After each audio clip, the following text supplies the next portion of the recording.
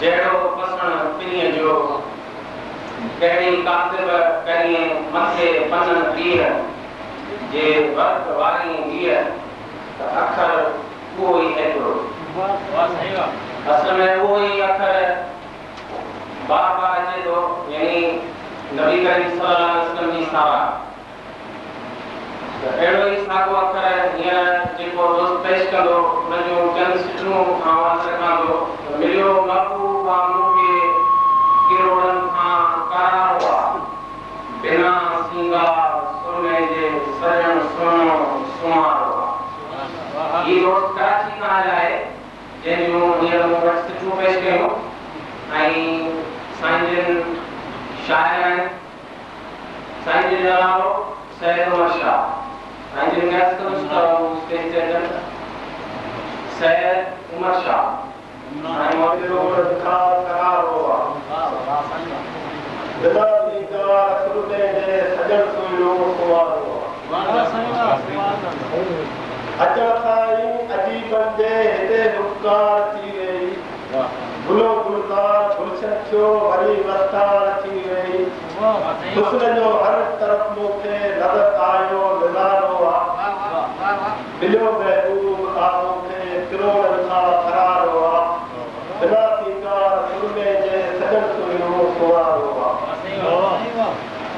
यको जोहर थियो जानी जॾहिं जलवे जुमा थियणो सदाकत ऐं सचाईअ सां सॼो सुहिणो समा थियणो नज़ाकत दाद निवड़त में नबी तो नाम यारो आहे मिलियो महबूब आहे मूंखे किरोड़नि खां करारो आहे बिना सिंगार सुरमे जे सजण सुहिणो सुवारो आहे।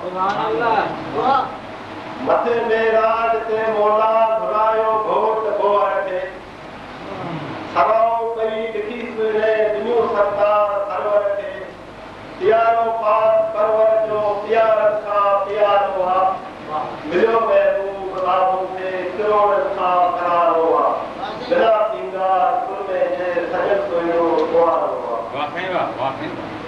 खड़ी परवार फाइक जो फलक सां तेज़ वर आयो समर सोदे सचाई जो वठी अहिड़ो वक़्तु आयो भले भागन भरियो आयो बराबर तो भलारो आहे मिलियो महबूब आहे मूंखे किरोड़नि खां करारो आहे बिना सिंगार सुरमे जे सजण सुहिणो सुवारो आहे। थिया तारा कटियो ताइब ॾिसी इसरार अरबीअ जो ॾिसो ही मोजो मोहम्मद मिठे मनखार अरबीअ जो पियो चंड चीर जी हिकदम कयो आमद इशारो आहे मिलियो महबूब आहे मूंखे किरोड़नि खां करारो आहे बिना सिंगार सुरमे जे सजण सुहिणो सुवारो आहे।